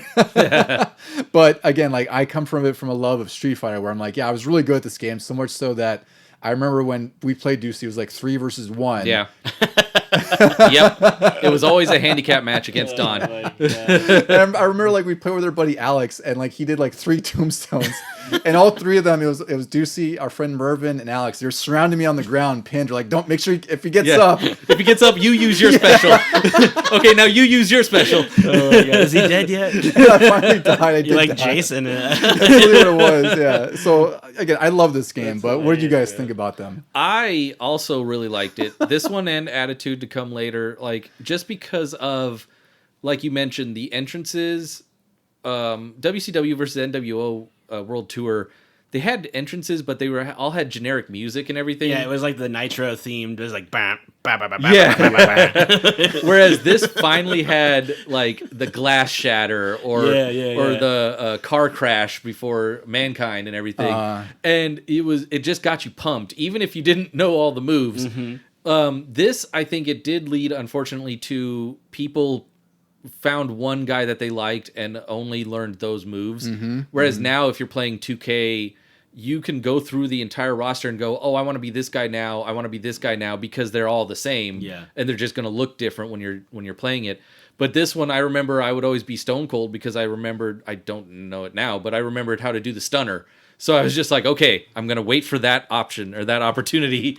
But I also really enjoyed the character creator in that. Like, That's true. We didn't touch on that. Robust. It was one of the earliest creator wrestlers, and it was actually pretty great for the time. I remember you went online and downloaded all of these, or printed out all of these ways to make like Solid Snake. That's or right. Leon from Resident Evil. Someone from GameFAQs like collected all of them, and they would have like the numbers for each parameter, right? So it's like, head size 6 or whatever the hell it was. Yeah, that's when you remember that. Yeah, and the like how to color their outfits just the right way so it looked like them. That's amazing. Yeah, so we had a bunch of that, and then we had a bunch of like fantasy wrestlings where it was like the zombie from Resident Evil versus Snake. That's amazing. Yeah. So I hated this game when I rented. I remember distinctly renting it from Blockbuster, being so stoked because at this point in '98, I hadn't switched. I was still a big WCW guy, but I was definitely watching both, and I'd switch over to Raw in '98, like at 9 o'clock when it would come on, definitely. So really involved in all the storylines and loved Stone Cold, who was obviously on the front of this cover, I think. Yeah, yes. And so I rented it, so stoked, start playing it, and I'm like, what the hell is this? Why can't I do any of the things that I did in World Tour? And then I looked at, like, okay, they have a move list. And then I'm looking at it, I was like, what? Well, that's what's going to point out is, so I was good about memorizing the move list, but I will say whoever was the UI designer for this move list, like just, they need to go back to design school because it's really awkward, right? So it has the direction pads and the button for each move. Yeah. But what the awkward thing it does is that the button combos for the moves aren't respective of your direction, right? So you could do like up, or down. So the way the UI tells you this is like it shows both D-pads and has two different colors on them. So it's like green and green are for up, purple for down. But if you look at this without reading instructions, you're like, I don't know what that means. Like, it says up, down, triangle. Like, Yeah. What? Up and down at the same time. Yeah, right. It's just Ow. incredibly awkward to read. It's also contextual. So if you throw the guy to the ground, and I would do that and be like, okay, now I can look for a move. And then you go and it's like no move listed, or like the two moves on the ground. I'm like, well, how do I do the things that were up above? So you got to stop and like look through it. I eventually used GameFAQs I played the PlayStation 1 on an emulator. And I used GameFAQs to like figure out all the controls and stuff because I was kind of having a hard time. But I will say, played it like last week on an emulator for PlayStation. It is awesome. Yeah. It is way better than I remember as a kid. And a lot of that is because I went in knowing that it was a fighting game, knowing that it's like Street Fighter and like Mortal Kombat. So I got to play it like that. Once you play it like that, it's pretty fun. I still prefer the simplified controls of World Tour and all the ones we're going to be talking about. But it's way better than I didn't give it a fair chance because I didn't know any better. And now that I know better, it's a really fun game. And the presentation is great. Mm-hmm. We didn't even mention on the World Tour and, the AKI games, doing a finisher is so much easier. Oh, simple. You just Yeah, and you just strong grapple first, and then you like hit the stick. Well, one touch we have to talk about that I think is great. So your momentum meter flashes, and you do a taunt, which is like a great tie into wrestling, right? Where it's like you're about to taunt, letting the audience know you're going to do your finisher, right? Yeah. So yeah, it's simple. You just grapple, strong grapple, flick the stick, done. Yep. Warzone requires you to have a good memory. Yeah. Like, I was actually shocked. I actually remembered a few finishers from like 27 years ago. And I have to look them up. That's awesome. But again, that's because I played this a ton back then. Yeah. So I think, it sucks because I think Mike's experience and my experience when we were kids about this game is perfect because I thought this game was great because it was a Street Fighter sort of ripoff in a sense. Not a ripoff, but inspired. An homage. Yeah. And, it is something that was so inaccessible for you. Like, I didn't want to bother learning this. Like, it's not fun because the pace of the matches actually works well enough because, you have your health meter, which goes from like green to orange to red. So it is kind of spaced out like the pace of a real match. But then you have this kind of thing at odds where you're doing like button combos to do moves, I ended up spending more time on the training level thing. You just have the training one. I would do that, and I just do all the moves to the training guide because I couldn't figure out how to do it in the game. Yeah. So that was how I would play it most of the time. You're like, oh, that looked awesome. Yeah. For the guy standing still. Yeah, exactly. A couple of things about the N64 one. It's similar to the PS1 game. It has better graphics, and one interesting thing is that it has a Royal Rumble mode, which is not present in the PS1 version, and also has 4-player. But obviously the music is not as good. Actually, I think they're just like short clips are pretty not great on this. They repeat more often, quicker. Right. And then just some roster highlights because again, this is like peak Attitude Era at this point. So there's a pretty decent roster. There's people like Undertaker's in here, like always. Goldust, Ahmed Johnson's in here once again. This was Stone Cold Steve Austin's first appearance, so he was the cover star. He was the biggest name in wrestling at this point. Kane, Ken Shamrock, Triple H and Shawn Michaels as DX because they were a big thing at this time. Even though even though by the time this release, Shawn Michaels had left because That's he right. had sort of like semi-retired because of his back injury. April '98 was his last Yeah. one. And also it's interesting because Bret Hart is in this game, and he left in November '97 after this whole Montreal Screwjob that happened. But he was in this game in '98, and it was also in WCW NWO Revenge, which we'll talk about soon enough So later in weird. the year. So it's interesting that him and Bulldog were both in both of these games in the same year across different companies. It's really interesting to me. But overall, like I said, I'm apologies for this game. I think it holds up better than people expect. I know it's easy to definitely rip on the does. controls, but for the time, this was like the coolest, most TV-like experience I could have for a wrestling game. So I always have to give it props for that at minimum. All right, the next one we're talking about is WCW Nitro for the PS1. It was terrible. PS1 and N64, and also a PC port. This was done by Inland Productions, published by THQ. The grapple system is kind of like Warzone. Non-existent? Yeah, it's awkwardly like Warzone, but not. It's weird. Like it has button combinations, but they don't really work. It's not very responsive. One of the things that this game added that I don't think was in Warzone, actually maybe it was an Attitude, but there's a running gimmick, so like people could run in the middle of the matches and interfere, which was it was only as exciting as it could. Did be they for have a few backstage matches. in this one? I don't think they did. I don't know. That if wasn't this one until did. Mayhem, I think. I think Mayhem Yeah. was one of the earlier ones. Or no, it was Revenge. I don't know. But this one may not have. This one actually, it's weird because I thought this released later than it did, but it was not. It was actually in '98.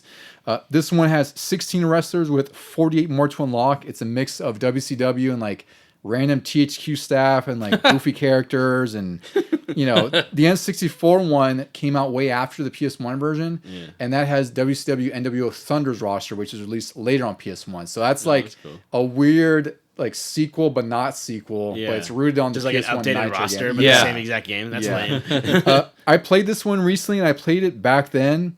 And this game is not very good. So do you see you had quite the reaction at the name of this game. I don't remember ever hating a game as much as I hate this one now. I didn't play it back then because I kind of relied on your rating. I was almost of like it. the filter. Yeah, you had played it. You were like, no, we're gonna play World Tour or Warzone or something.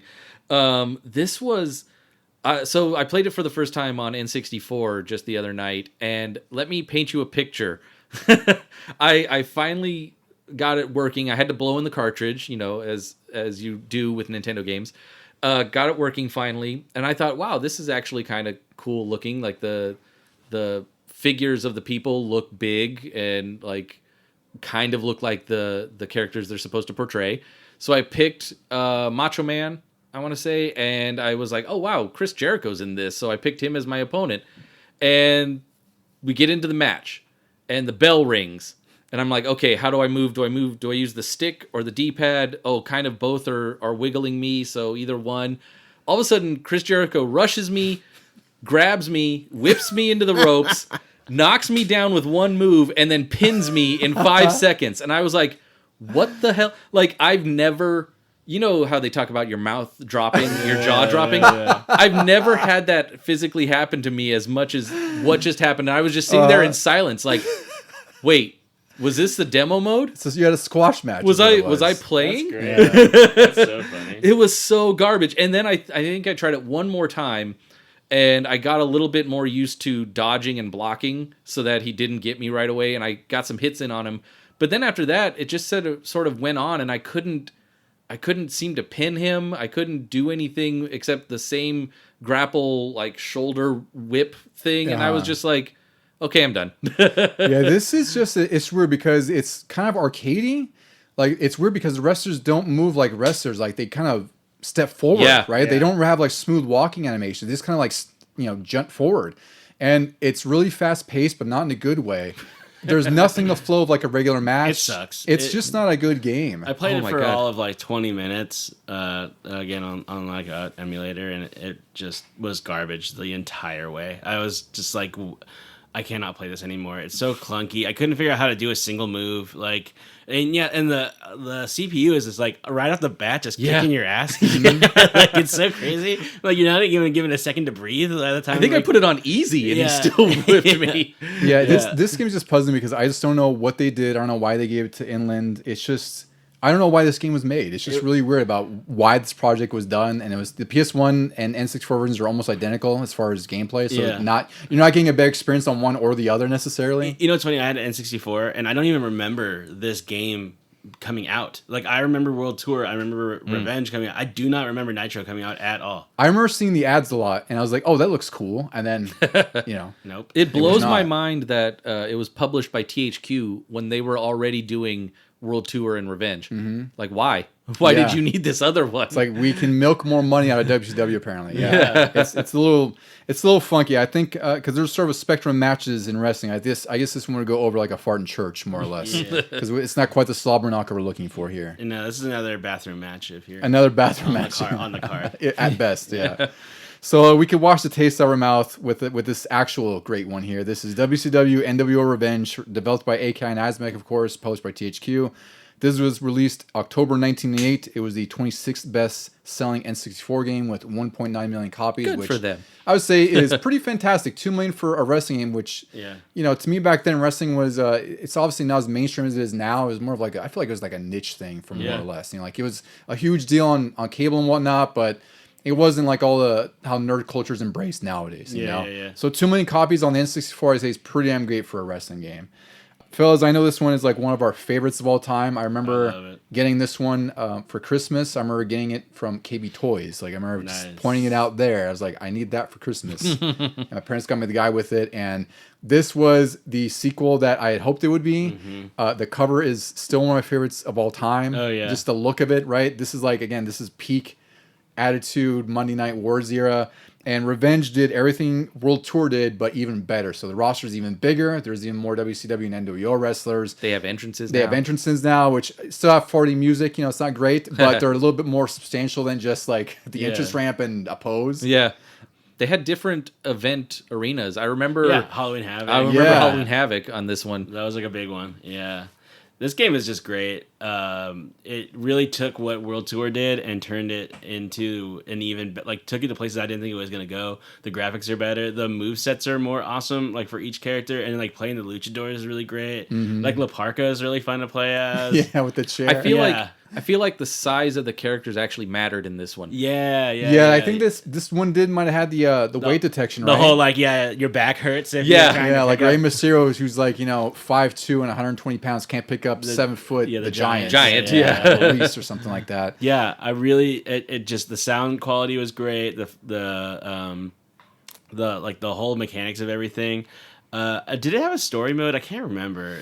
This one I can't. It had a better championship mode. I don't think it had story. I don't think they did that till WrestleMania 2000. But this one had like a better championship mode than World Tour did, where World Tour is basically just like you go through a tournament or sorts to unlock a new wrestler. This had a little bit more. It's like they actually had WCW titles, not just that's right. whatever they called them. That's right. I want to say I remember it kind of following sort of the calendar year of like what event came after what event. I also remember this being announced, and I just sat back and waited for Don to get it. I was like, I know you're getting it like right away, and then we're immediately playing it. It came out October. I had it by December. This one, the biggest addition to this game is this combo system that sounded better on paper than what it actually was. It's I a weird. Use it as much. Yeah, only a handful of wrestlers had it, which was interesting. So they touted it as like this new feature, but basically like from a grapple. People like Goldberg, and I forgot I don't know if Kevin Nash, a few other wrestlers had it where you could hit a button combination with B, like these, up B, right B, down B. You could do up to 10 hits, and it was just sort of like a flurry of a combo that would do a lot of damage. Wasn't anything special or nearly as big as, it's not as big of a gameplay change as you would expect because it was dumped for WrestleMania 2000. Yeah. But it was something they tried. It was worthwhile. And the game is a little bit faster. It definitely looks better. There's a ton of attires for each wrestler as well, which is really great. Like this is sort of a prime DDP with the rib tape. You always have the rib tape. Yeah, and he had different outfits with like the diamond logo on his shirt. It was really great. Yeah. So again, this was another game that you could spend endless amounts of time on 4-player.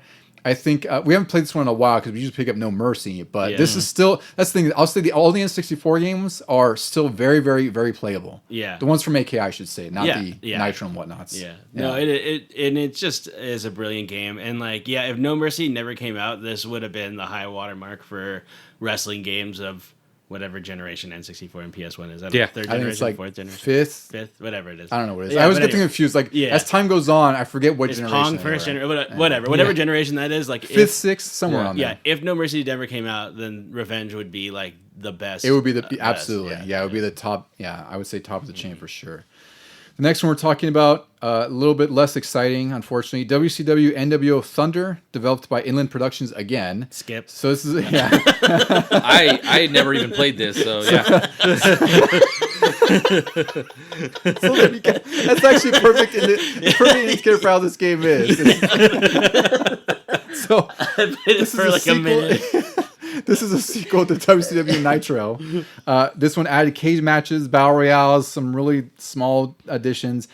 This is not a good game. I remember my dad got this for me, and I kind of felt that bad that I had my dad spend money on this because You like played it just to make him feel better. yeah, I played it. I was like, it's kind of fun, but I was like, oh god, it's like it's not. It's somehow worse than Nitro. Yeah. Damn. And not by a lot. Like it's actually a little bit more playable, but it just doesn't feel good. And I would say one of the biggest noble things about this game are the rants. So there's like, I don't know, 128 wrestlers in this game, all from like actual wrestlers to a bunch of joke characters, including I think there's like a horse and like a Frankenstein. That's not fair. He's got like hooves and stuff. It's like facing Motaro. Yeah, it's something like that. I think the creatures from Black Lagoons. There's just a wild assortment of kids. This is clearly just like a joke nonsense game.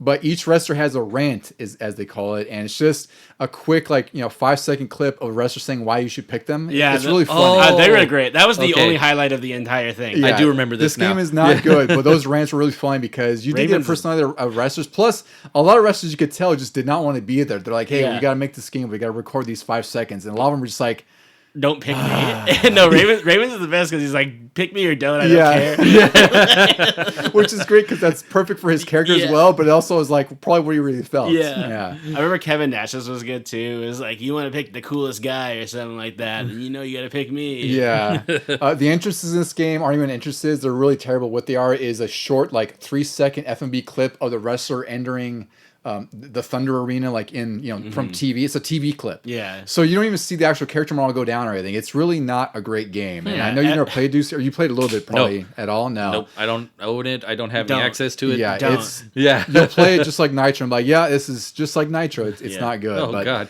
Don't nonetheless, play we're covering it because I feel like we have to at least there. talk about it. Yeah. It exists. And this It one, existed. it's cheap. Go check it out on an emulator. Play it for 5 minutes. You'll be like, yeah, I got my fill. The rants are cool. You want I'm to done. point out the poop in the road so that people don't step in it. Yeah. Yeah. Again, we're running a spectrum of wrestling games here. Yeah.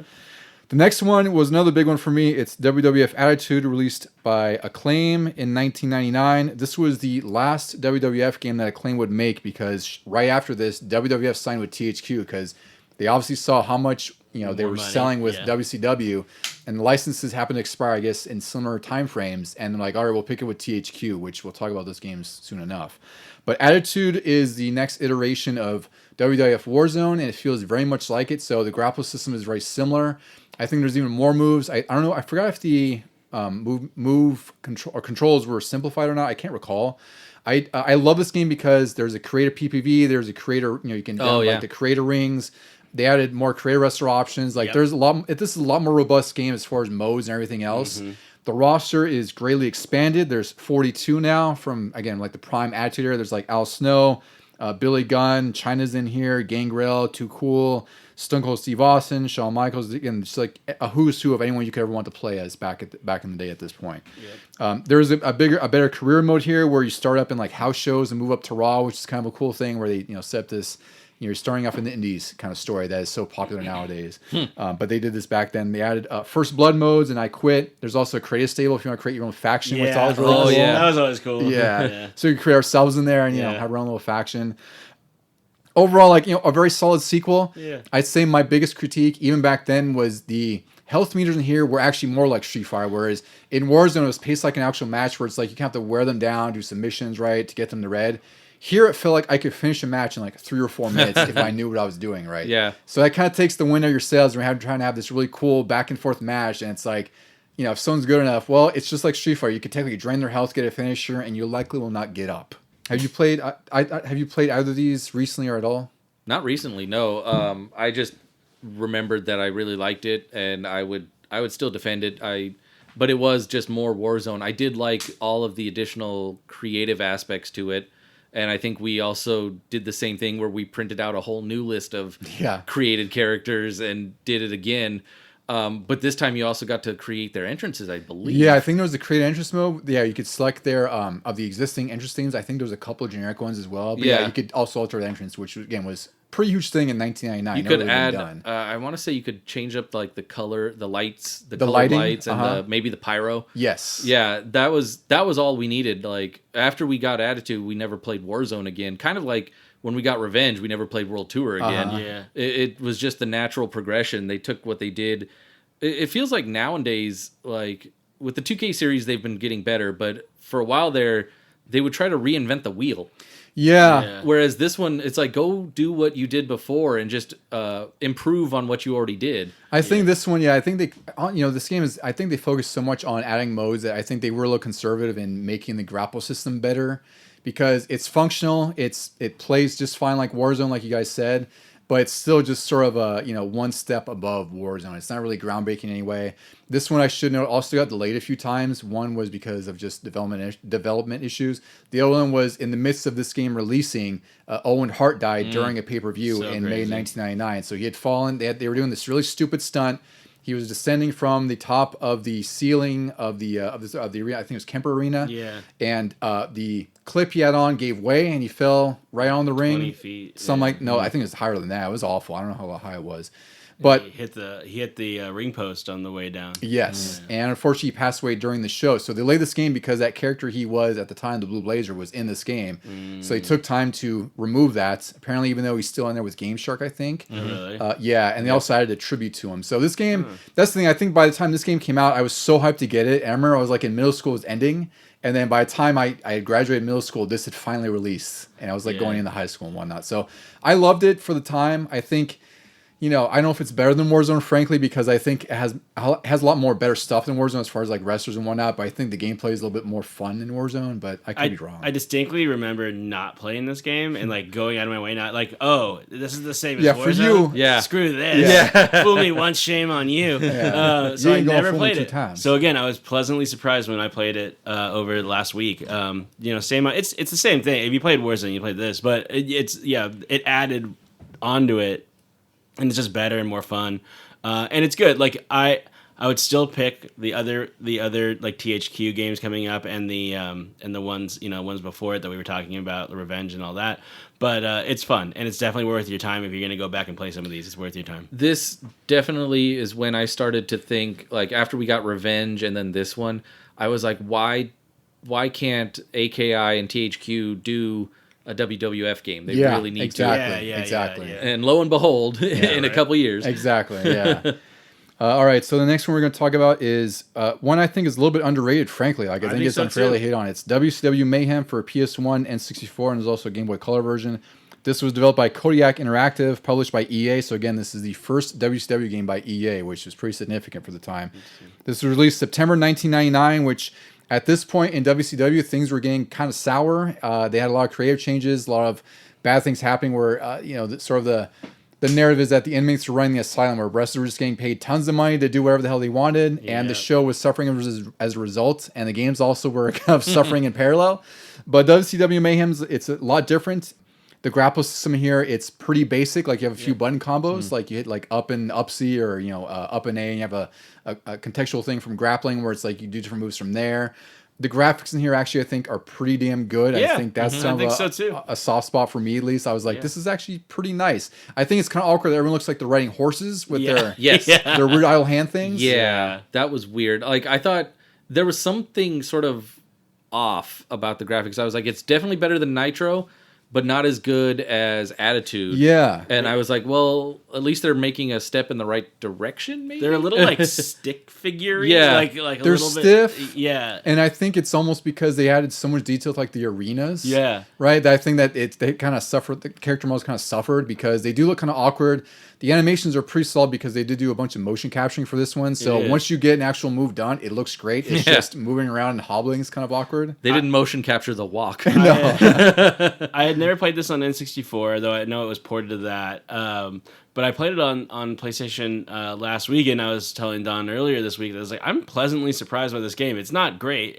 I would pick a bunch of games before it, but I was like, oh, I'd never really heard of it. I didn't really remember it too much, but this is fun. It's and it's like I can play it. Like it's not broken like some of the games we're going to talk about and the games we talked about before. God, Yeah. But like it's not a completely broken game. It's fun enough, and it's pretty. The presentation is great, and the commentary from Heenan and Shivani in here. is It's really pretty good. Yeah. They also got all the 12 pay-per-view arenas in here, which is a pretty big deal. I think that's really great. Yeah. One gimmick I read, which I vaguely remember because I remember seeing it somewhere, but they had this gimmick where they would give you a code during an episode of Nitro. Oh, that's cool. And you would enter the code in your game for N64 or PS1. It would unlock the pay-per-view card that was happening concurrently, right? Oh, so it that's says cool. like Halloween Havoc 99. You enter the code and it has like the rest of the roster from there. Yeah. They only did a couple months because what happens Went out of is business. well, it's not even that. It's wrestlers tend to leave the company. Oh, yeah. So it's like when they have matches that can't exist. Yeah. It's like with wrestlers who don't no longer in the company yeah. anymore. So the That's roster's funny. already outdated in the game. You can't really do much to add to it. They It's not throw out now. a created wrestler sheet like Yeah. Here, make this guy real quick. Also, I want to shout out to Surge Soda. They sponsor Surge. WCW Mayhem. Yeah. Yeah, for kids, I don't know why kids would be listening to this podcast, but kids, Surge was a soda that was very popular. I in loved us Surge in middle soda back school. then. It Yeah. was green. It's actually on the That back was- of the manual. That was it. It was green. It was green. It tasted like green. It was, Yeah. it was just green, carbonated ecto cooler almost. Yeah. It was weird, but I loved it. Yeah, I played this one for the first time recently on N64, and I couldn't tell if it was actually okay, like kind of underrated, or if it was just better than Nitro because I had just played Nitro. that's Very what fair too. Yeah, I think again, like I said, it's overall this game's like solid. It's not gonna blow you away in any way, but I think it sucks because this really is the last great WCW game, and I don't say great like it's gangbusters great or anything, but it's the last solid WCW game you can play with a pretty healthy roster. It plays well enough. But this is where it stops. One little note for the N64 version is they only have one of the announcers, Oh, I wanted to point that out. and I think it's Schiavone, but he still has lines Yeah. as if he's talking to Heenan. And Heenan doesn't respond. What do you think about it, Brian? Yeah. Yeah, I read that. I was like, huh? So he That's makes so references funny. to Bobby Heenan, and there's no response that's so because funny. they couldn't fit it on the cart. Yep. Yep. So it's when you experience that first thing. yeah. I was like, Bob what? Euchre's I had to pause too. I was like, wait, did he just talk? That's and really then there was funny. nothing. That's so funny. All right, so the next one we're covering, we won't spend too much time on this one because we went pretty in depth in our WrestleMania Mania episode. So this is WrestleMania that's right. 2000. Yeah, we went pretty deep dive in this one, but we'll get Mike's impressions obviously. Great game. Yeah, It's fantastic awesome. game. Yeah, and like again, you're getting closer and closer to what the pinnacle is going to be. And this is right in there. Nothing's wrong with it. Everything's good. I loved it. I love No Mercy more, but Oh yeah, but this was again, like you said, or like Ducey said, when we were hoping for a THQ WWF game. This Yeah. is exactly what we had hoped for. Yep. It had a massive roster. It had a really cool Road to WrestleMania mode. I really like that. That was a really great idea at the time because that's when they're trying to get more substantial career modes, which Yeah. is great. Yeah. The roster's massive. It plays even better than before. It has like TLC matches and whatnot. Yep. Excellent game. It's only bested by No Mercy, which we'll talk Yeah. about soon enough. Exactly. But legendary game in all sorts. If you want to listen to our deep dive into that, we spoke more about it in again episode 25, WrestleMania Mania. The next one is the beginning of a series that's still going today. It's WWF SmackDown, developed by Ukes, published by THQ. This was released in March 2000. This was only on PS1. This is the first game in the SmackDown series, which, like I said, is still going today with WWE 2K25, which is just fascinating and insane. Yeah. This game is, again, it's another reskinned Japanese game, and it's just interesting because I thought it was a virtual pro game for some reason. I thought it was like some version of that. Yeah. But it turns out it's a game called it's called Tukan Retsuden. Or excuse me, Power Ukes- Move Pro. No, yeah, Same. Power Move Pro, yeah. So the first game that Ukes developed was Tukan Retsuden, which was known as Power Move Pro Wrestling on PS1. So that was actually one similar to WCW versus the World. Okay. The one I have here, I guess I didn't take it down. The Oh no, here it is. It's called The Pro Wrestling. I love that. Yeah. Are you gonna watch the pro wrestling? Yeah. So that was also developed by Ukes, and it was part of a series in Japan called Simple 15, which I found out is like these budget really small games that are just like, like it's like a mahjong or something, like these really small bite-sized games that are just put on a disc for $15. Okay. And I think when we play this, we can kind of tell that despite the reskin on the WWF, because we have some complaints about this one for sure. But for the time, the graphics were really great. I think the entrances looked pretty great here. Like it has the Titantron entrance with the wrestler, and then they're out doing like these stupid poses on a fictitious entrance ramp. The gameplay in here is fast. I would say too fast, and I would say the biggest thing I hate about this game, even though I did love it at the time, was that none of the moves seem to matter, because you could beat the hell out of your opponent and they'll get up instantly. There's nothing you do to really keep them down. Yeah, it's funny because this series becomes the high water mark for wrestling games in the future. It becomes the pinnacle. It passes No Mercy in a lot of ways. They had a lot of different iterations, though, didn't they? Like, there was SmackDown, then there was SmackDown versus Raw, and then there was like SmackDown yearly. Yep. Yeah. And then they finally went into like 2Ks. Yeah, exactly. So this series had quite the evolution, and you could tell that they definitely were, like you said, Mike, sticking closer to the N64 grapple system, because that's what people wanted. Because this has a simplified grapple system where it's like right circle, up circle, down circle. The move sets in here are pretty limited. You do have a lot of things where there's like turnbuckles and like all the contextual stuff, right, on the ground moves. But again, it's just like the pace is too hectic, so you don't have as much fun, because you're not actually getting to play a wrestling game. You're basically getting to play a game where you're just trying to keep someone down for a little bit of time. Exactly. Or you're running around. Yeah. And I will say the career wrestler in this game is absolutely pitiful, because even back then when I played this, I was like, the back of the box had like all these options and whatnot. And like, it's literally just like a couple sliders and a few options. Like, it's really, I would say there's 3 or 4 different fields, like head, torso, legs or something. And I was like, Warzone and Attitude had a much more robust creator system. This is just complete trash. Like, you could barely create anyone because you only had so many configurations, right? Yeah. Nonetheless, it was still a really good selling PS1 game. I think it's a fun wrestling game, but it's just, for my eyes, like, I have less fondness for SmackDown 1 and 2 than I do the N64 or even Warzone. 2, which I don't know if you guys want to talk about that. We can just talk about that now. Yeah, that was released 2000. So just like, what was this, 9 months later? Yeah, wow. and it's very similar. What? Like, it's a very similar It felt like game. a year later. That's what I'm saying. I was shocked. Yeah. I liked in this one that you could. I don't remember in SmackDown if you could have more than one finisher. But you could store them. Yes. Okay, but I like how you could store finishers. That was great. But it's the same idea where you are so frantically trying to stop the guy from just being like a T1000 that like you have to like just keep button mashing and hitting him over with the same exact move like over and over, because you know that one will work. So you just keep doing that one over and over again. But I did love the presentation is great. It is. The FMVs are really good. They got the theme song from the show. Yeah, they did a fantastic job on the presentation side, for and sure. it's always like JR's voice is pretty fun. It's always funny when the FMV is playing and then this like clunky graphic wrestler is like coming. Like I was facing Val Venus in a match, and like the video is like basically naked women like on the screen, and then you see this like 3D rendered, and I would know 2.5D rendered model of Val Venus. It's almost like a puppet being sprayed across, like luckily going to the ring instead. It's so funny. And again, back then I was like, oh, it looks cool. It's great. Was it SmackDown 1 or 2 where you could finally go backstage? 2, which was so that's the thing is 2. Despite my issues with the gameplay, like 2 added a lot of the creative wrestler didn't suck. It was actually really good. They added a ton of creative modes. They had backstage areas, which I remember, one of the things like you could use a shopping cart as a weapon. You could get into a forklift and run people over. I just remember we would start up matches in that and go, okay, don't hit each other. Get out of the ring and run over there. So this game, there's a lot of fun to be had with this game. Like I said, my issue is just I really hate that the wrestlers don't stay down with the moves. Like, and tag matches are a nightmare in this game. It is just impossible to play. It's impossible because the AI will always jump in. You can't. Like your tactic usually was in the older games is like, especially in Warzone work, is you go knock the other guy out so he's stunned, and you go pin the other guy so you can't be interrupted. That doesn't work in SmackDown, neither of these games. So that was my thing, is that was what I hoped they would improve on later, which they finally did.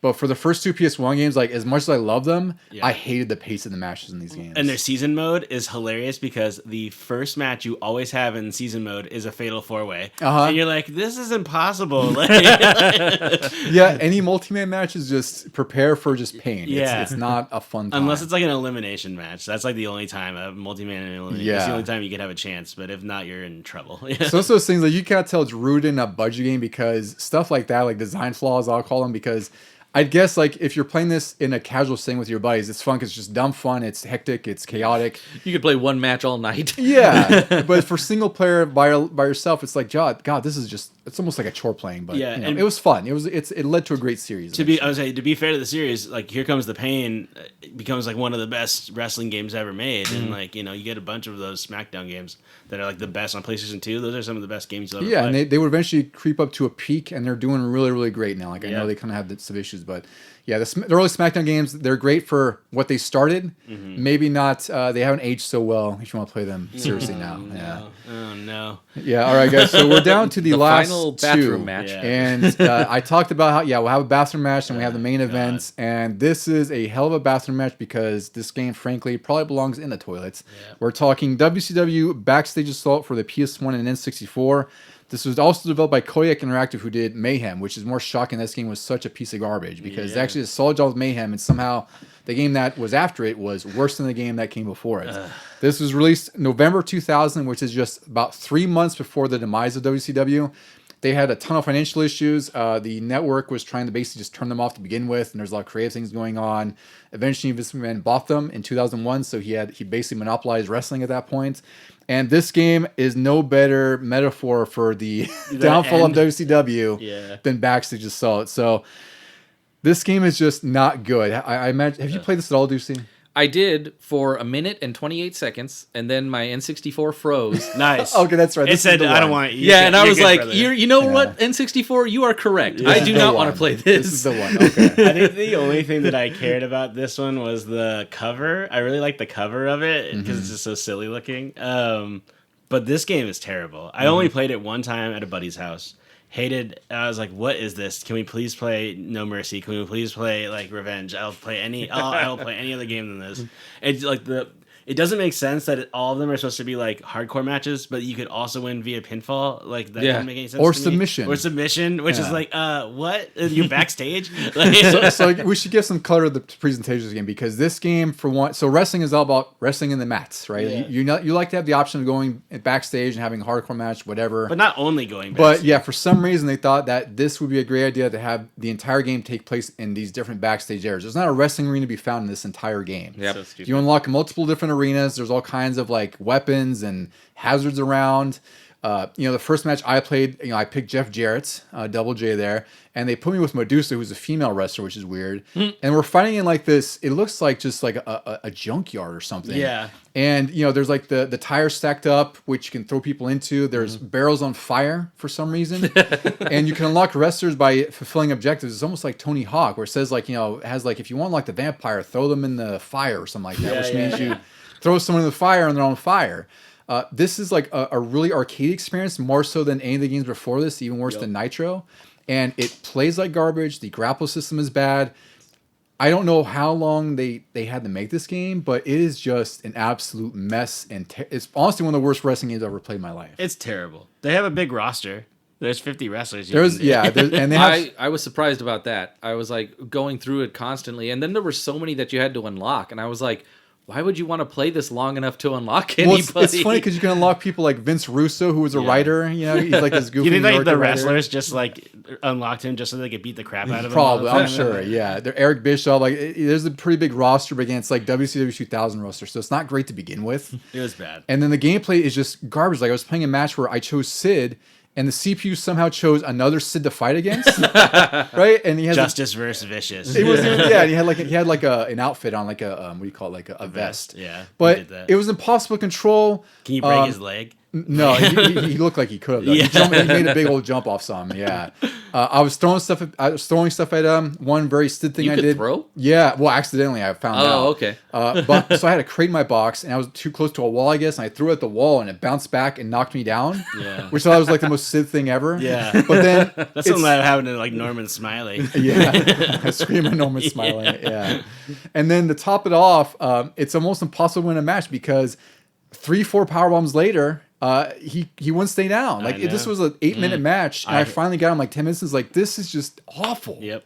It's I'm a with bad game. So Terrible. of all the games that we've covered today, and people could say like, they could be critical and say some games terrible, this or that. This is the worst. I was like, what's the worst one? It's got to be this one It's over this SmackDown, one. right? Yeah. SmackDown, yeah, because SmackDown Or not SmackDown. Thunder. Nitro. Thunder. Yeah, or Nitro. Yeah. Thunder and Nitro are kind of the same, but My I say vote- this is worse. My than vote is Nitro. Yeah. But I don't know because this one froze on me, so Yeah. I didn't get to experience It's the a frustrating Yeah. experience. It's just not like anything about wrestling is not in this game. This looks like a celebrity deathmatch ripoff. It is funny it's that WWF may have not had as good games at certain points, but it never sunk to the depths. Yes, No. this is like Yeah. the bottom of the barrel. You Yeah. got a shucker. You're trying to get to the bottom of the barrel. Yeah, this yeah, is yeah. what's there when you look. Yeah. You're like, oh, The- I'm gonna dump this back. The only bad one we talked about was In Your House, and that wasn't bad. that Yeah. wasn't that bad. It was Yeah. just a mediocre sequel. This Exactly. is just an awful game all around. Yeah. So. Play an emulator, get your fill for 5 minutes, or like Deucey, a minute and a half at best. Yeah. Or, I was like, or do yourself a favor and just don't play this game at all. Yeah, just go watch some YouTube videos and be like, Yeah, it's, happy I missed this. They're right. There's, I'm normally, I'd say I'm normally pretty fair about crappy games, but this one is just like bad. Go It is play- an awful game. Go play one of the ECW PS1 games if you want to do a hardcore, because they are also not good, but at least they're better than this. But they're just derivative of the Attitude and Warzone, which it sucks because it's just the same thing recycled, but they're not this. But they're not backstage. They're an assaults. actual playable game. Yeah. So go play those. So we'll finish with that one, but the next one we're covering is the most legendary one. This has to be our main event because backstage is called, so we kind of end on that. This is WWF No Mercy, again developed by AKI, published by THQ, released November 2000. So think about that. I didn't realize it was so late in the system's life. I know because the N64 died like 2001ish, Yeah. mid 2001. Yeah. Because I remember playing this a lot, and it's weird that it was so late in its life. And you could tell because this is the 40th best-selling N64 game, and this is the best wrestling game on there. But you could tell, by like, far. popularity was dwindling. PS2 was out at this point, October 2000. So despite this game being the best, it was like the N64 was on its way out, no matter how you kind of slice that. Yeah, GameCube was in 2001, wasn't 2001, it? yeah, a year later. So N64 was definitely on its way out. So this is really just the definitive wrestling game for us from this generation. Oh, yeah. It has just a massive roster of 60 WWF wrestlers, like all the greats that you could ever imagine from that time. There's a SmackDown store where you could unlock things with the money you earn from the career mode, and I don't think from just wrestling. I think it had to be career mode earnings. There's just a ton of match types. There's just infinite Championship one was replayability. fun because you had a cool story mode, and it was like worth. Yeah, the like- story mode had branching paths, which was cool, which would lead to different match types or championships, which I thought was great. One thing that did suck is early copies, including mine, were glitched so that you could just be having your career mode, and then in the middle of it, your guy will walk out, and he's just like generic career wrestler attire. No. And I looked, I was like, what just happened? And it turns out that it just erased your entire game save, and you Yeah. can't really do much to get it back. So they released fixes, and you could also send your copy in the mail back in the day, which I didn't do because I didn't want to be out for 6 to 8 weeks where I thought it was. Yeah. The Creator Wrestler was great. Remember when we played it a couple years ago, and you still had your Creator Wrestler? We still do, Yeah. yeah. All four of us were in there. We have different attires. We had we just made ourselves a wrestling attire for when we Yeah. were refereeing matches. Yeah. Were you like somebody was in like a 3-piece suit, like a mafia? Like, That was Deucey. yeah, yeah. And he So blew a good. kiss during Yeah. the entrance. It was so funny. I was like, this is the best, man. Yeah, this was just a fantastic game. The entrances are improved. They actually have like these really like blurry Titantron F&B scenes. Yeah. The And they're, like, music is compressed. Yeah, glitchy. But for me, I didn't care. Like, it was the coolest freaking thing just to have that on an N64 at that time. I think the only thing with the music that you can get tired of is the song that plays in the title screen. The dig, diggity, oh, dig, yeah. diggity, dog. Sacco. Yeah, like and it just keeps going. Like it never stops. So I remember one time I had to go eat dinner, but I didn't want to like. Sit. So we're eating dinner, and in the room you can just hear da da da like. Diggity dog. Like Some people play classical music and you're playing the SmackDown thing. yeah. Boom, boom, wow. Yeah, and it's just like Sacco. That is a great theme though.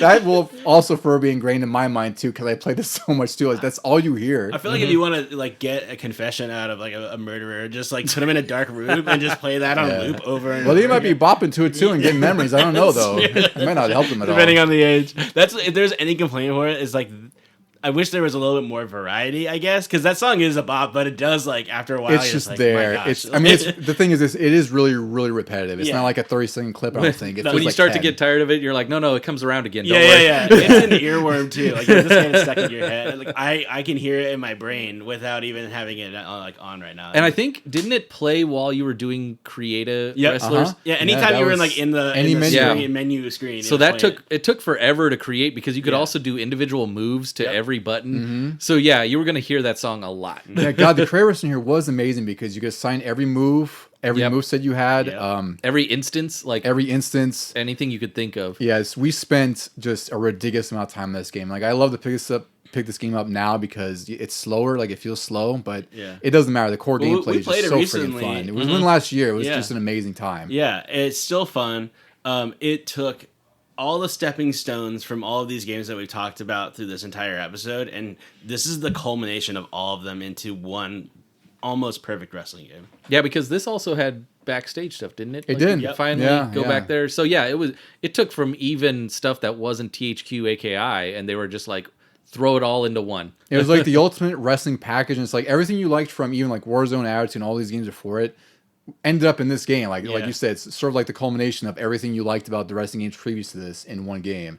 And it plays well. It looks well enough. Like Yep. it's still blocky and kind of goofy looking with textures. It's a but 64 game, but it plays better. Like it I'm happy doesn't matter. was It on plays so great 64. that you do not care how it looks. Yep. Right. Sometimes the limbs don't look like they're on top of the body. Yeah. But whatever. The game's strong enough to where you don't have to worry about that. And Yeah. of course, 4-player co-op. Like we had So good. so much great times with that. Like TLC matches. I remember trying to set up the opponent on the commentary table, which was a great thing. You could Yep. destroy tables in here and you could set them up on there. And I was trying to jump off from the middle of the ring off the top of the ladder. And just setting that up, again, that's why I hate SmackDown, is because you could not do that if you wanted to. No. The momentum system in No Mercy in the N64 games allows you to do that, where it's like if you wore your opponent down, you could set up some pretty elaborate Yeah. setups if you wanted to. Yep. And it made it just Absolutely. your matches that much better to play, Absolutely. So I don't know much more we could say about this game. I think it's legendary for all the right reasons. There's a reason that this game is so widely loved and beloved. I mean, it's like one of the most iconic N64 games, and that library isn't massive, but considering that a wrestling game is probably in the top 10 easily, is pretty significant. Yeah, I would still put it in the top 10 wrestling game, if not the best wrestling game of all time. Like I don't know, I don't know what you would put ahead of this. Oh, from back then, because now the 2Ks are really getting good. Yeah, Yeah. but I don't know for impact and Yeah. overall. Oh, for like, influence, it's No Mercy. it's tough I to would not say this one gets up there. Yeah. But yeah, and of the games we talked about, Yes, it is the best. the top. Yeah. Yeah.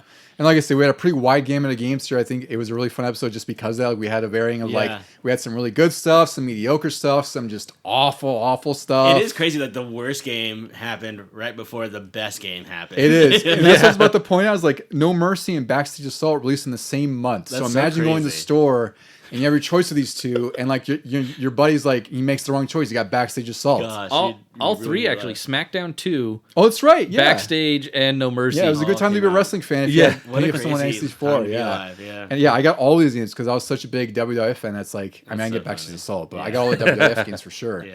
And it's like I played SmackDown too, but my time was always dedicated to No Mercy. We would do SmackDown 2 a little bit, and then we were like, okay, no, switch yeah, over. we're done. Switch We're over. tired of this. Yeah. No Mercy was the GOAT. All right, guys. Well, we've made it through our list. Like I say, it was a really fun time with this one. I think we had a pretty big showcase here. I don't know what we'll do. Well, actually, we have a lot more wrestling as we could do at some point too for the future after this, like PS2 and whatnot. SVRs, Yeah. Yeah, there's a lot. 2Ks, yeah. Then you get into the 2Ks. Yeah. Exactly. Fire Pro yeah. Wrestling if you really wanna yeah, go. that'd be kind of cool. Actually, What's that RPG one that went back? It's like old school graphics. Oh, it was a mobile game, wasn't it? Retromania? Wrestling? Maybe. Yeah, Yeah. yeah. You That mean- game was fun. I haven't played it yet. I've been Yeah. wanting to play it, and I keep forgetting to get it. Yeah. Yeah, I want to play that one. I remember when it was announced, I was like, that looks awesome. And And then it's exactly what I wanted. Yeah. That's pretty cool. Yeah. And if anyone else out there wants to let us know what their favorite wrestling games are, or if you have any feedback about any of the games we talked about today, feel free to reach us at legiongamingpod@gmail.com. We're also primarily on Instagram at Legion Gaming Podcasts, and we're also on Blue Sky at legiongamingpod.bsky.social, whatever the hell that nomenclature tag is. Whoa.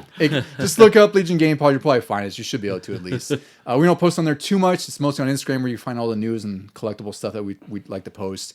Mike, thank you again for joining us on this episode. I know you and I could talk RASSLIN wrestling all the time. It was the best, man. I could talk about Yeah, this this for hours. is quite the fun, nostalgic road here. It's our own little road to WrestleMania. Wrestlemania. I appreciate you guys having me on. It's a great time. Ducey, any last words for our friends before we send them off into the showcase of the Immortals? Just press start to continue.